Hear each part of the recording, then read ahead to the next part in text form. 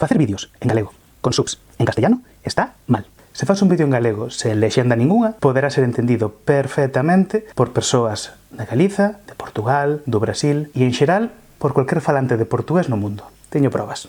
Se faz o vídeo en galego, con lexendas en galego, esta é a miña opción favorita. Ben sexa galego rack, ben sexa galego internacional, poderá ser entendido tamén pola comunidade surda, poderá ser visto en volume, axudarás a xente que queira aprender galego e facilitarás que sexa entendido por cualquier persoa que fale unha lingua próxima a nosa. Asturelonés, catalán, occitano, castellano, italiano, siciliano... Se o que queremos é que o vídeo sexa entendido por todo o mundo, o lóxico é usar a lingua franca internacional, que queiramos ou non, hoxe en día é o inglés. Se faz un vídeo en galego con lexendas en castellano, o que faz é reforzar a idea de que esta lingua non se entende, e esta sí, que unha lingua é útil e a outra non.